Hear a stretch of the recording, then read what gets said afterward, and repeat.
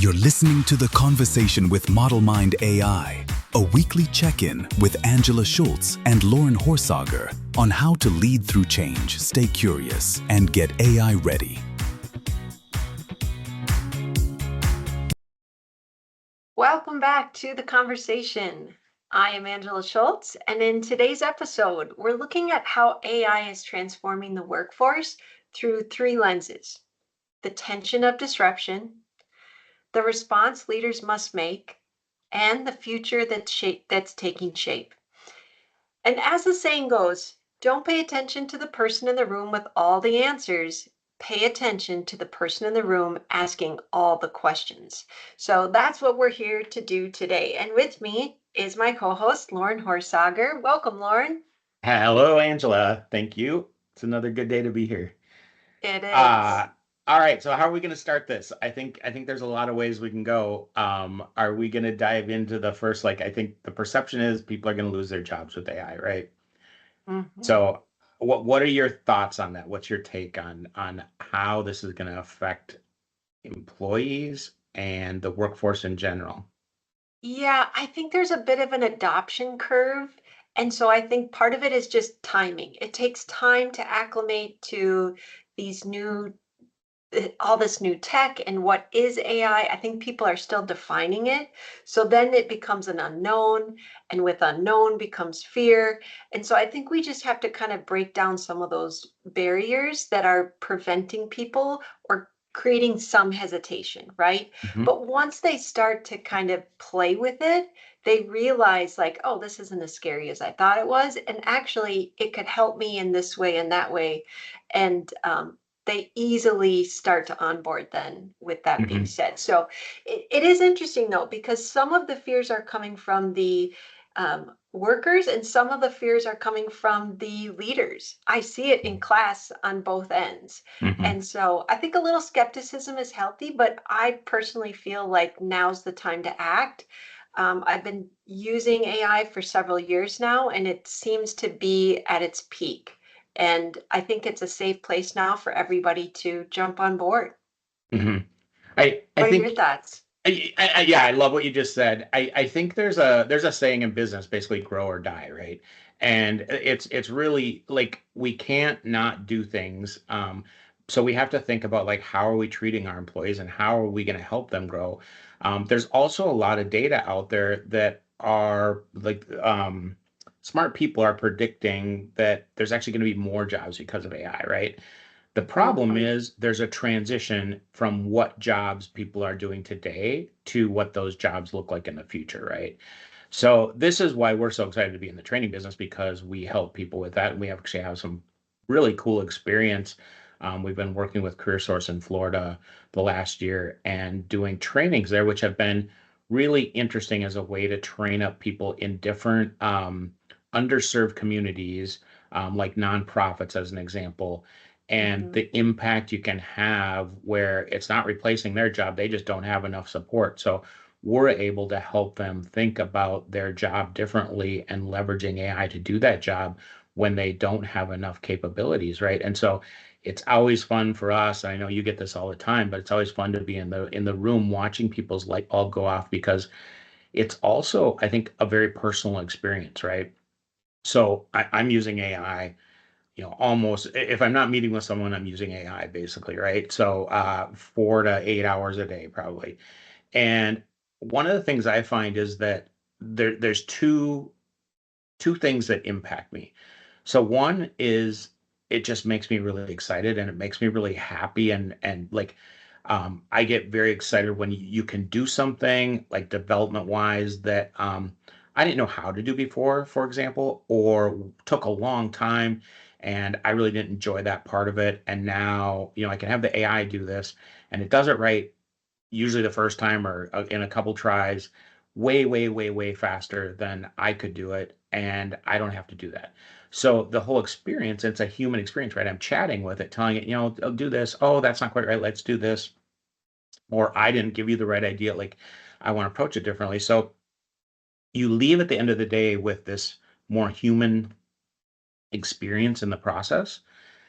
The flip side is, I think it can burn people out a lot faster, right? Because what I feel, and I think a lot of people that are really heavily using this, is now you're focused on 30 well, not 30 projects, but a ton of projects or a ton of tasks at the same time because the AI is going off and working on something and then coming back. And, I'll generally have like 6 different windows up at the same time. And then I have my note window that I'm like creating my next prompt I'm going to send. And I've actually dropped it into the wrong project because you're like bouncing back and forth. And it's just like, it's a little overwhelming sometimes. So you have to weigh that in how you're having your employees work and how you're working. But the potential is huge. I just think there's some things we're learning about the process that are both good and bad, and we have to be aware of that as we're going through this process of learning about AI, but applying it. Yeah, I think it can. One of the words I hear over and over again in class is people feel empowered. And it almost creates this sense of like you can do anything, right? Mhm. Or at least there's no doors that are closed that you can't get past. I think of if I would have had this experience 5 years ago, how many times I hit a roadblock in a project, or even just I can't get a file to load the way I want it to load. Sometimes it's the little things that get in the way of having a good day. And so having access to this is very empowering, and it's exciting to see people elevate what they were doing to what now is possible. So I'm Yeah. with you. I think it's exciting. It helps you feel more successful in the day, which everybody likes to Yes. feel successful. So that brings up another good point, which is how do we reskill or upskill employees who fear being replaced? So, what if you have current employees that you're trying to adopt these new concepts and kind of this new way of doing business? Really, the onboarding of it and that adoption is not everybody raises their hand to be an early adopter of a tech tool. And so this is something that I feel like Model Mind is kind of our sweet spot almost because we have that 101 level class, and you can bring in anybody from any department at any level to really kind of meet them where they're at in that 101 level. And then it's fun to see where they take it from there. But I think it really starts with kind of opening up that conversation and as a leader, encouraging it. Do you Yeah. see different leadership styles that maybe some are more successful in getting people to be a part of this new change?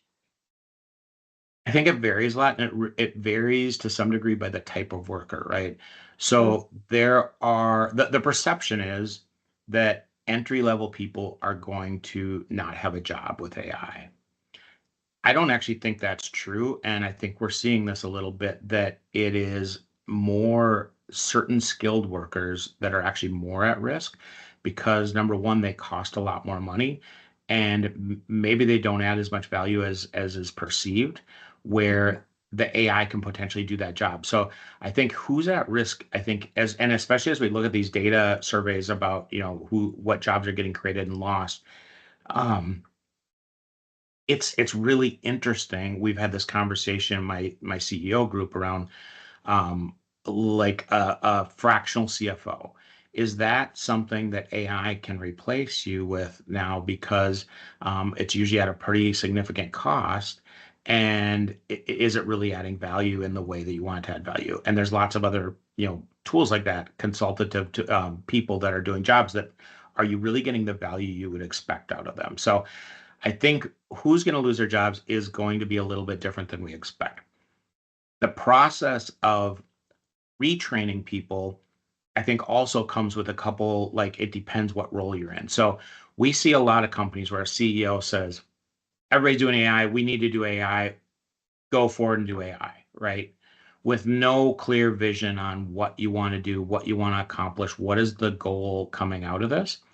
So we've also seen it where they have a clear plan of like, maybe they don't know what all the results are they're going to build out of this, but they have a plan on we want this team to get up to speed on AI because we're going to, we want to build their efficiency because we need to grow by 2x in the next 12 months or something, right?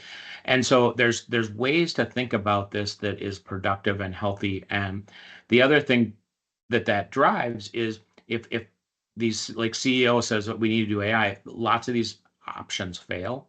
And partly it's because it's traditional project management, like traditional tech management, in the sense that it wasn't planned very well to be a success.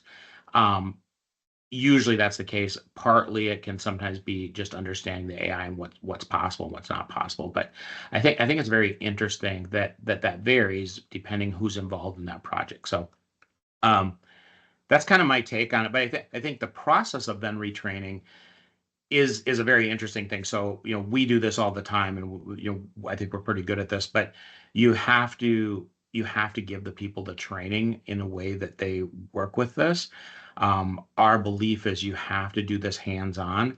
Now, you can work with people like us, but another alternative is if we think this is a big important thing that in a team, if someone goes off and learns something, they need to share that with the team, partially to see what worked and what didn't work and understanding that, but also like it just gets other people excited that, hey, they're doing this, I can do this, and they do come around. Because a lot of people, until they get into it, they are skeptical, and a lot of what you hear on the news and stuff is not positive. So, but once they go through Classic, we have these aha moments, and it's just so fun to see because usually within about 15 minutes, everybody in class has an aha moment, whether they've been doing this a long time and they're quite expert at it or not. We've had people that they barely knew how to turn on the computer, right? So I think it's very interesting. They all have this aha moment at kind of the same point that all of a sudden, whatever their problem is, it's related to, and they will then move forward because it's not about AI anymore. It's about solving their problem. hmm You mentioned solving their problem. This came up the other day. We were at a panel discussion, and I was listening to how real leaders were using AI. And interesting enough, many of them chose Grok or ChatGPT or some of these um, AI platforms that are really universal. I didn't hear a lot of people talk about these specialized tools, and it kind of brought me joy because I think it's important to teach people how to communicate with AI and pull out of it useful responses for you to kind of create this successful feeling. But I think some of those specialized tools are so expensive and require such a big lift from the leadership and from the company. And then when they're not being adopted, it can cause a real rift or conflict, right? So by getting people to feel comfortable and success with just these AI products like ChatGPT or Copilot, Mhm. and then as you progress in your kind of choices and your pathway, then maybe some of these specialized tools can be really beneficial, but you need to start somewhere, and it's such a good Mhm. place to start to give your employees this access, so that they can start sharing and kind Yeah. of building momentum. It's universal, right? So Yeah. whatever your problem is, we can with the main large language models out there, we can get into use cases that impact you and you can start to develop. And now, yeah, if you have some specialty product that you're going to use and that's embedded in there, that's the AI you probably should be using. But hmm to learn this process, the large language models that are out there publicly available are generally the best and the easiest because we can go down lots of different paths because we need to train people how to think about this. And that's exactly what you're talking about, where it's like, how do you talk to it? How do you how do you solve a problem when you're getting the wrong answer, right? hmm And we also, in class, I always show an image of an iceberg because to me, what's above the surface is what people think AI is. But even just after a few hours, it's like you start to see what's below the surface and what's possible. And then making that application and connection is where it gets exciting. So I Yeah. definitely think you don't have to spend a ton of money to start this adoption process and to get your staff comfortable and competent, and then one thing leads to another, and then you can't stop it, right? That momentum is really powerful. And we see that all the time, right? That someone came to class and they weren't that interested, and then now they're like a power AI user in their organization, and Yeah. they're calling you or I all the time, asking us questions about how do I do this now and how do I do that and what's the best approach to this.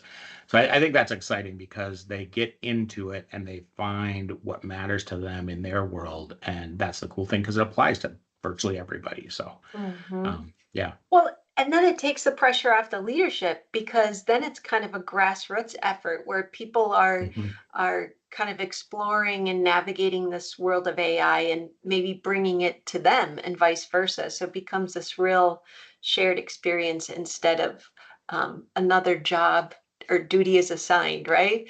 Now, Yeah. now this is actually something that is helping people going forward. So we talked about kind of the initial fear of change, and technology especially can have a lot of fear based or frustration based. And then we talked about some of the organizational choices you can make to onboard people or to start this process. So what do you think about like the future? So let's say you are a leader, you've already kind of embraced this idea, you're encouraging your staff, you've maybe gone through some of our trainings, or at least it's part of your weekly conversations um, within your community and within your company. So then at what point can you start really looking to the future and getting excited about the real impact of Mhm. AI? Yeah. I think there's the ability to do something today exists, right? We were at this event the other night, and I said that if the AI models didn't get any better right now, Mhm. it wouldn't matter. It will matter because it will get better, and they will improve and things will get easier. But the models are not the issue now. They're very, very, very capable. It's the tool set and it's our way of thinking about this and our way of doing projects, because this is very, very different than past technology projects.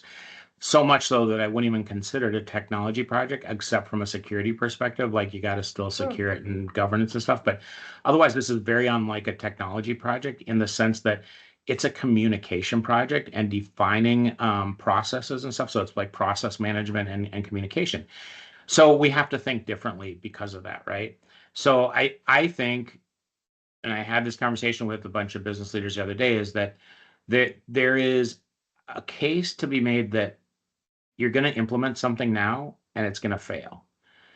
But the learning coming out of that failing and the time spent in that is so valuable that you're going to move down the process a lot. So I don't think any organization is going to be successful at every AI thing they implement. And so does that mean you wait until you're going to be successful? I think not, because we need these learnings that come with us.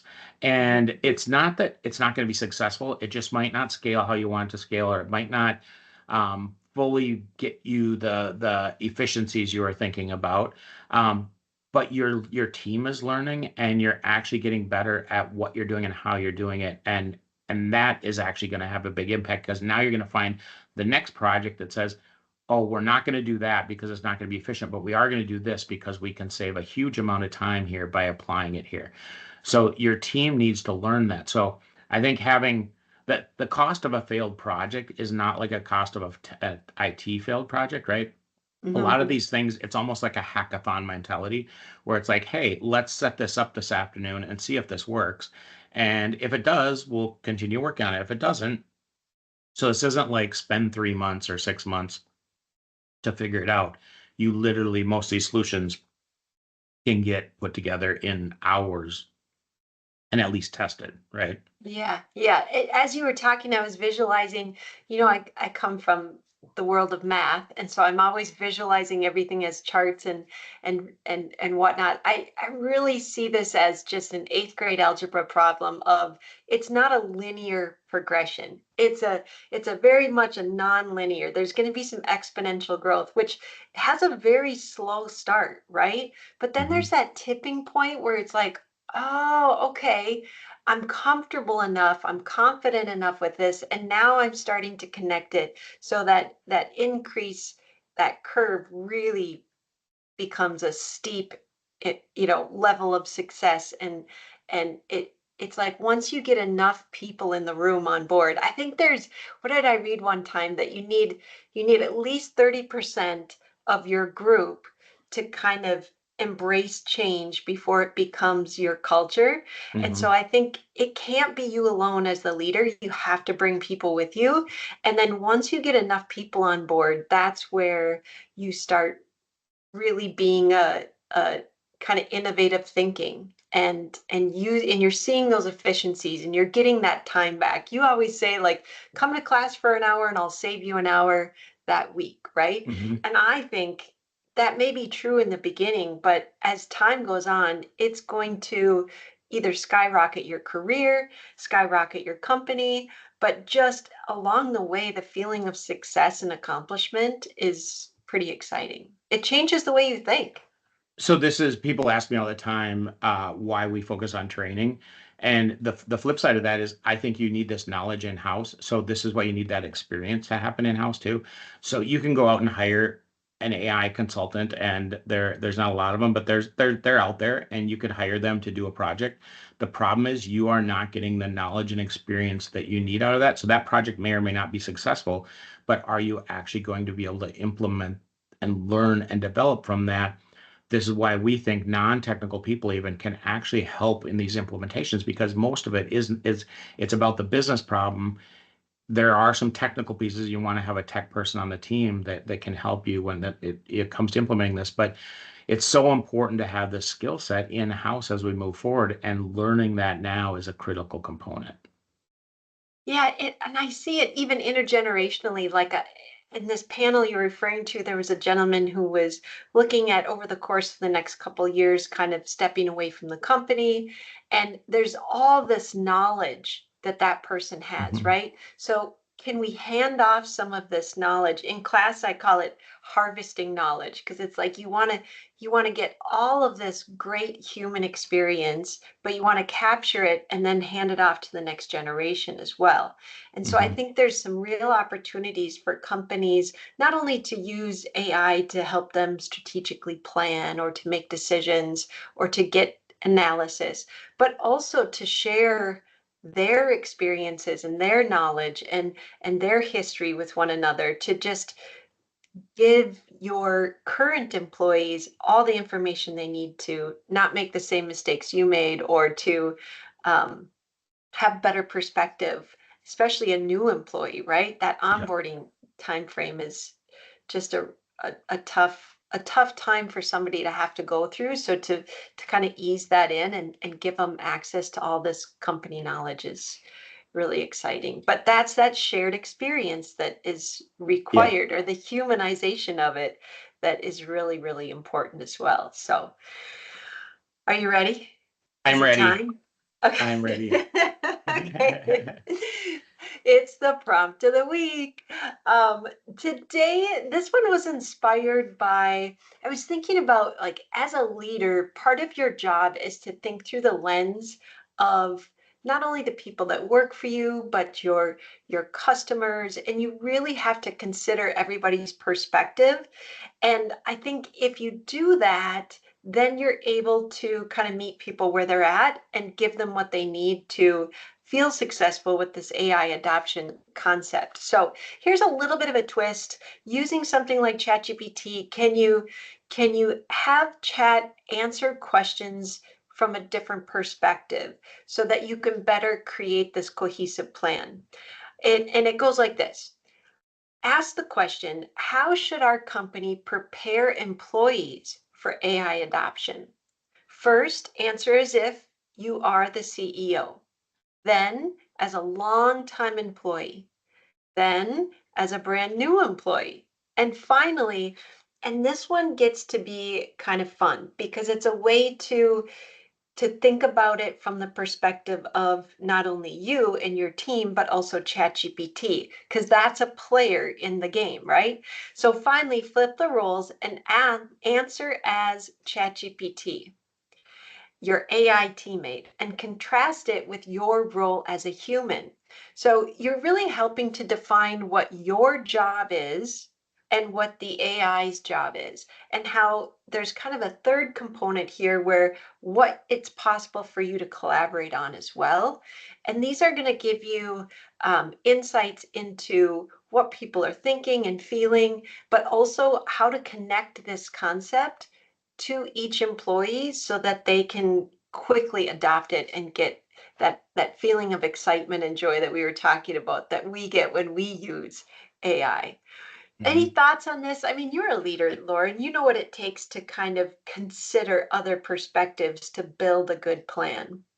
I think this is interesting. I should have brought this up. I had a conversation with a friend yesterday, and he was going through some questions on some of his team, and this perspective would have been really, really useful. And I'll have to share this with him. So, but I think it is a really good process because one of the things we talk about regularly about AI is it's made us think about communication more deeply.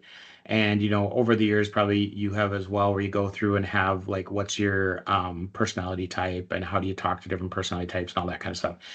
Well, I think this is kind of another step in that, about how do I Mhm. talk to someone in a different role about this complicated problem in a way that's productive, right? So this is essentially what we're doing when we just ask chat to, like, hey, rewrite this email for, this purpose, or to this person, right? But we can do that more deeply by what you're presenting. So I think this is fantastic. I think I probably need to do this more often, but I think it's such an interesting technique because it really does impact how we're communicating to other people, and how we're thinking about decisions we're making, and how that's affecting them, and how we should be prepared for their response more than I am, I guess I would say. Yeah. And actually, there's so many different perspectives you could take here. I like is it personality index? I think that was one of the That's one of them, I component. think. Yeah, Yeah, there's a bunch of that them. would be Yep. a fun one to break down the different personality types of how to approach this with certain people. But you could also do it by department, right? Like, what are the marketing people gonna want and need? What are Yeah. the administrative assistants, what are their biggest areas of friction? So it's just considering perspective, but using AI to kind of generate and help you build this strategic plan to get everybody on board, with a smile on their face instead of it I, being a chore. I think this would be a really good exercise as part of like year-end planning for an organization, for a leadership team to think about, hey, what we're setting our goals for next year, helping go through like department by department, like what are our issues and what are the things that they're concerned about, Mhm. that then potentially get raised up so that you can solve them more holistically. So I think that's really interesting. Yeah. Well, I just heard that Christmas is less than 100 days away. So maybe you could have it develop a wish list of every department. What do you want for Christmas this year? And maybe I AI like could it. help provide it for you. Excellent. Well, good. Well, today we explored the tension, the response, and the future. And at the heart of it, the future of work isn't about replacing people. It's about people learning to lead with AI and feel successful with AI. So, any final thoughts before we go today, Lauren? I just think, from like a leader's perspective, the couple things that I would focus on is, one, focus on getting your team trained, or some of your team trained. That can be like, pick a department, pick users that want to do this. We've seen that work. But then have them share, and that sharing, like a forced time every week where it's like a half hour, start sharing things with the rest of your team, because ideas will come out of that will spark really big deals that are actually going to improve your efficiency. So that's where the good ideas tend to come from that we see, but you have to kind of start the process to get there. So that would be kind of my two takeaways from today.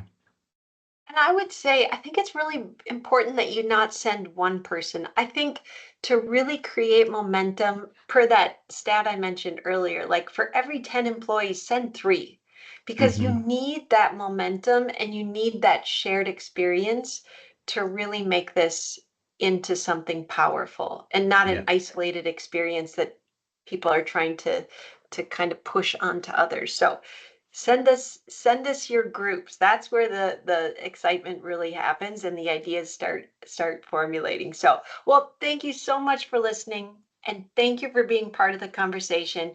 To learn more, you can always visit us at modelmind.ai or reach out at hello@modelmind.ai. Until next time, keep asking the questions that move your business forward. Thank you so much. Thank you. Thanks for being part of the conversation with Model Mind AI. Until next time, keep leading, keep learning, and stay curious.